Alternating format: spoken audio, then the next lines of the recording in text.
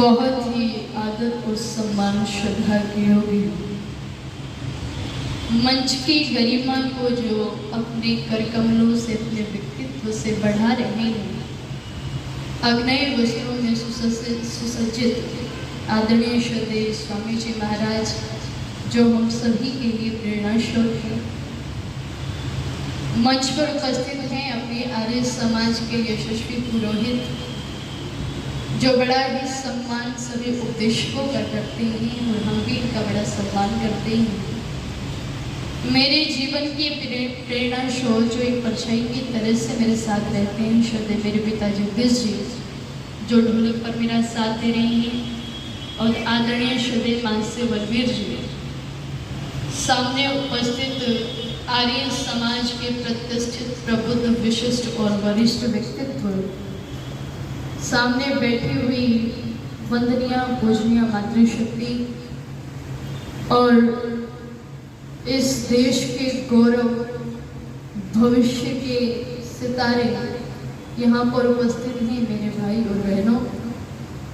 आइए कुछ विचारों को आप लोगों के मध्य में मैं साझा करने का प्रयास करूंगी, इसे आशा विश्वास के साथ में कि आप लोग बड़े ध्यान से और श्रद्धा से सुनेंगे, क्योंकि बहुत बड़े बड़े विद्वान आप लोगों के मध्य में आए हैं, आप लोगों को एक सन्मार्ग के लिए प्रेरित करने के लिए, एक मार्ग प्रशस्त करने के लिए, और आर्य जगत के बहुत उच्च कोटि के विद्वान जो बड़ा ही स्नेह मुझसे करते हैं, चूँकि मैं भी बड़ा सम्मान उनका करती हूँ, आदरणीय श्रद्धाचार्य सुश्रुत जी और आर्य जगत की सुप्रसिद्ध वैष्णवदेशिका बहन प्रियंका भारती जी, आप लोगों के मध्य में बहुत अच्छे अच्छे विचार रखने वाले हैं, तो आप लोग ध्यान से सुनेंगे, जीवन में उनको ग्रहण करेंगे, तो वास्तव में बहुत अच्छा परिवर्तन, सुपरिवर्तन आपको देखने को मिलेगा। आइए मैं भी कुछ विचारों को आप लोगों के मध्य में साझा करने का प्रयास करूंगी, इसे आशा विश्वास के साथ में कि आप लोग बड़े ध्यान से और श्रद्धा से सुनेंगे।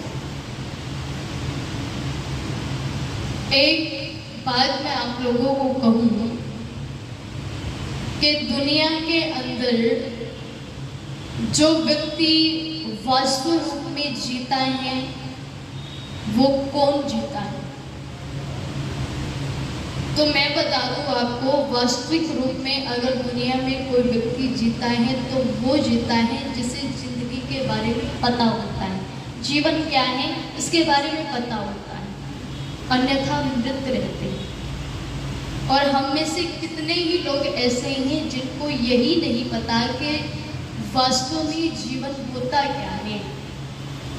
जरा सा व्यक्ति के जीवन के अंदर दुख आ जाता है तो लोग हंसना छोड़ देते हैं, खाना छोड़ देते हैं, पीना छोड़ देते हैं, बातें करनी छोड़ देते हैं और उस दुख में शराब पीना शुरू कर देते हैं, अन्यथा गलत गलत काम करने शुरू कर देते हैं। और कुछ तो अभागे ऐसे होते हैं कि वो जीना ही छोड़ देते हैं। लेकिन वास्तविकता ये है, जब व्यक्ति के जीवन के अंदर दुख आते हैं तो वो कहीं ना कहीं हमारे ही कारण से आते हैं। और जब व्यक्ति के जीवन के अंदर दुख आए तो ना हंसना छोड़ना है, न खाना छोड़ना है, न पीना छोड़ना है, न बातें करनी छोड़नी है, न गाँव छोड़ना, न देश छोड़ना और न जीना छोड़ना, बल्कि कुछ धारण करना। क्या धारण करना है? बस जिंदगी संवर जाएगी, एक बार धारण करके देख लीजिएगा। क्या?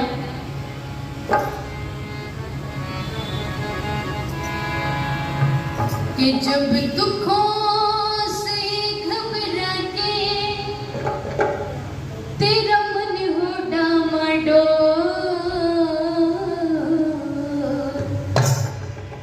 जब दुखों से घबरा के तेरा मन हो डामाडोल,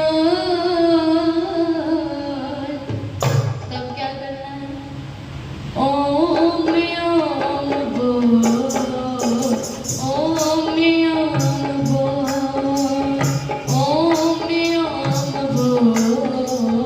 ओम बोल। बोलो जरा। जब दुखों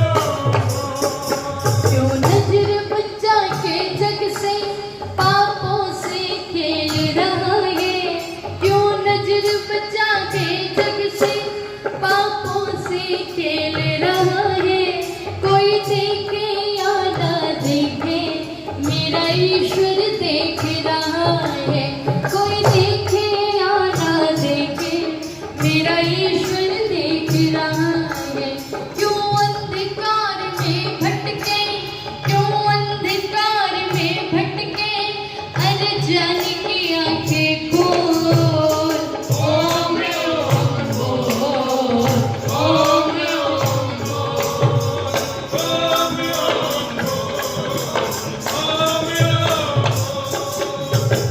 कुछ लोग सोचते हैं कि परमात्मा क्या हमें हर जगह देख रहा है, कुछ ना कुछ गलत काम कर देते हैं और करते ही रहते हैं।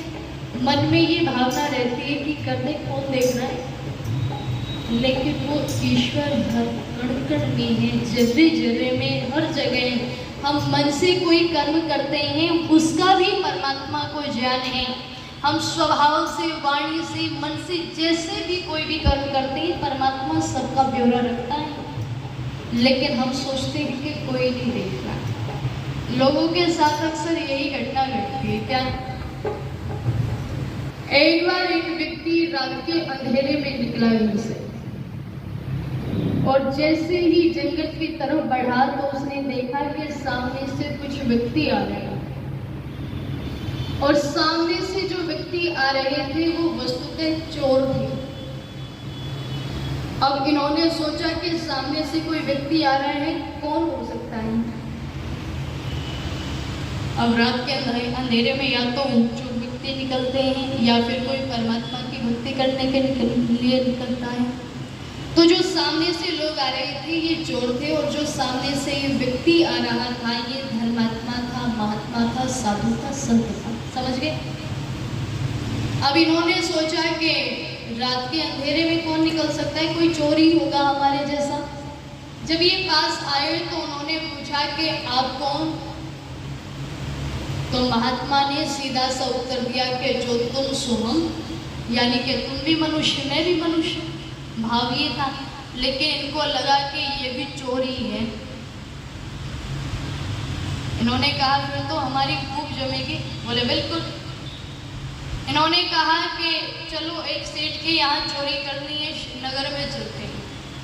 अब महात्मा जी इनके पीछे पीछे चल दिए और नगर में जाकर के सेठ के घर के सामने खड़े हो गए और इन चोरों ने कहा कि देखो तुम नए नए आए हो, हमें नहीं पता है तुम्हारा कितना एक्सपीरियंस है। तुम एक काम करना, तुम यहीं पर खड़े रहना और हम लोग अंदर जाएंगे, चोरी करके लाएंगे, माल लेकर के आएंगे। अगर तुम्हें लगे कि कोई व्यक्ति हमें देख रहा है, अगर तुम्हें लगे कि कोई खतरा है तो तुम्हें कुछ बोलना नहीं है, मुंह से चिल्लाना नहीं है। बस यहाँ पर ये जो रेत पड़ा है इसकी मुट्ठी बांध करके अंदर फेंक देना, हम समझ जाए। ये चोर चले गए। अब सीधे सीधे तो माल मिलता नहीं है, ताले वाले आदि इन्होंने तोड़े, दीवार आदि बांध कर ये गए और जैसे ही इन्होंने ताला तोड़ा और माल तक हाथ पहुंचने ही वाला था कि महात्मा जी ने मुट्ठी उठाई रेत की और अंदर फेंक दी। इनको लगा कि खतरा है तो ये जैसे तैसे करके बाहर भागे और जंगल की तरफ ये भागे और महात्मा जी भी इनके पीछे पीछे। जब एक सुरक्षित से स्थान पर जब ये पहुंचे तो इन्होंने पूछा कि भाई अब बता, क्या कोई देख रहा था। इसने कहा हाँ देख रहा था। बोले कितने लोग थे। बोले लोग तो नहीं थे। बोले फिर पागल हो गया, तेरा दिमाग सही आ गया है। इतनी मुश्किल से तो माल मिला था, बस पहुंचने ही वाले थे, फिर तूने अंदर रेत क्यों फेंका। इसने कहा कि भाई ये तो सुन, देख तो रहा था लेकिन कोई व्यक्ति नहीं देख रहा था। बोले और कौन देख रहा था। बोले परमात्मा देख रहा था। इसने कहा कि पागल हो गया, परमात्मा भी कोई देखता ही, सारी की सारी मेहनत पर पानी फेर दिया, पागल हो गया तू। हमारी तो मौत, हमने मौत खरीद ली थी जो हम तुझे लेकर के आए, पागल हो गया तू। तो महात्मा जी ने कहा कि कितने पागल हो तू। बोले कैसे। बोले मनुष्य से तो डरते हो, लेकिन जिसे मनुष्य ने को भी बनाया, जिसने सबका पालनहारा है, जो प्रत्येक क्षण हमें देखता रहता है, उस परम पिता परमात्मा से नहीं डरते। जो व्यक्ति परमात्मा से नहीं डरता उसे दुनिया के अंदर डर डर करके जीना पड़ता है, और जो व्यक्ति परमात्मा से डरता है उसे दुनिया से डरने की आवश्यकता नहीं है। तो आपको क्या मंजूर है, दुनिया से डरना या परमात्मा से डरना। परमात्मा से डरना। इसलिए मैं निवेदन कर दूँ आप लोगों के मध्य में, वो परमात्मा तो इतना विशाल सर्वशक्तिमान है कि उसकी कोई तुलना नहीं की जा सकती। जो हमारा एक पल के लिए भी साथ न छोड़े, ऐसा मित्र अच्छा है या वो मित्र अच्छा है जो विपत्ति आते ही आपका साथ छोड़ दे? बताओ। परमात्मा अच्छा है।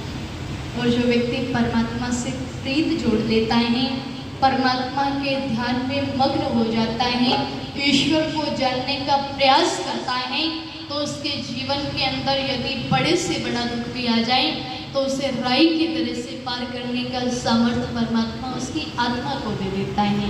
इसलिए परमात्मा की भक्ति हमें करनी चाहिए। और क्या लिखा?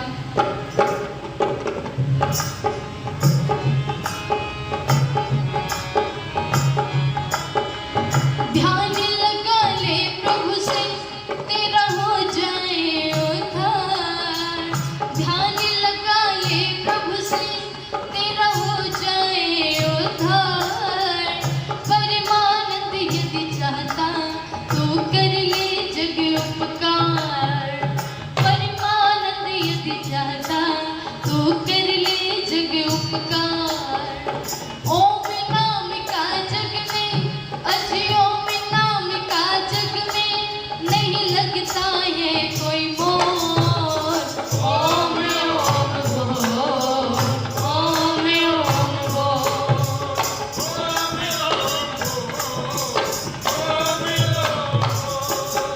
प्रकाश फैला कर जिसने सब दूर किया अंधियारा, प्रकाश फैला कर जिसने सब दूर किया अंधियारा, जिसकी एक किरण से ये चमक उठा जग सारा, जिसकी एक किरण से ये चमक उठा जग सारा। अब है राम ले ओम नाम तू, अब है राम ले ओम नाम तू, इधर उधर मत डोल। ओम ओम बोल, ओम ओम बोल, ओम ओम बोल, ओम ओम बोल। जब दुखों से घबरा के तेरा मन हो डामाडोल, ओम ओम बोल, ओम ओम बोल, ओम ओम बोल, ओम ओम बोल, ओम ओम बोल, ओम ओम बोल।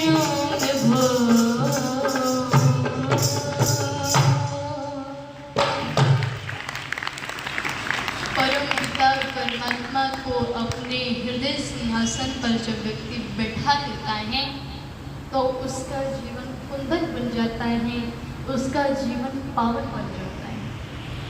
जब व्यक्ति के जीवन के अंदर ईश्वर की भक्ति आ जाती है, जब व्यक्ति के जीवन के अंदर सत्यता आ जाती है, जब व्यक्ति के जीवन के अंदर यज आ जाता है, तो समझ लीजिएगा वो कोई साधारण व्यक्ति नहीं है, वो महापुरुष बनने की तैयारी में लगा हुआ है। और एक दिन वो आता है जब सारी दुनिया के लोग उस व्यक्ति के चरणों में नतमस्तक होते हैं, सर झुकाते हैं। और इसका उदाहरण मुझे बताने की आवश्यकता नहीं है, एक नहीं बल्कि हजारों ऐसे उदाहरण आपको मिल जाएंगे। एक उदाहरण तो जिन्होंने हमें मार्ग दिखाने का काम किया, जिन्होंने इस सोई हुई जाति को जगाने का काम किया, जिन्होंने इस देश से गुलामी की जंजीरों को काटने का काम किया, वो आर्य समाज के संस्थापक ऋषि दयानंद जी महाराज थे, जिन्होंने ईश्वर की भक्ति में स्वयं को डुबाया, जिन्होंने सत्यता को अपने जीवन के अंदर धारण किया था, जिन्होंने यज्ञ की इतनी बड़ी महत्ता हमें समझा दी, वो ऋषि दयानंद जी महाराज थे। और मैं निवेदन कर दूँ आप लोगों के मध्य में, जब व्यक्ति के सपने सुदृढ़ हो जाते हैं और वो कुछ करने को चलता है, तो स्वयं परम पिता परमात्मा उसका साथ देते हैं। उनके साथ में कोई उनके बेटे पोते नहीं चले थे, अकेला चला था और अकेले ने सारी दुनिया को हिला करके रख दिया था। ये जज्बा कहाँ से आया? ये उस परमपिता परमात्मा ने दिया। यह आत्मिक बल कहाँ से आया? ये उस परमपिता परमात्मा ने दिया। बस वेद की पोटली को लेकर के, परमात्मा का सहारा लेकर के जब समाज के अंदर कुछ करने को चला तो सारी दुनिया के लोग नतमस्तक हो गए थे। अगर पलड़े में रख करके तोला जाए तो ऋषि दयानंद का पलड़ा बड़ा भारी था दुनिया के लोगों पर। इसलिए एक गीत की पंक्तियां मैं ऋषि दयानंद जी महाराज को अर्पित करके अपनी वाणी को विरमित करूं, समय हो जाएगा।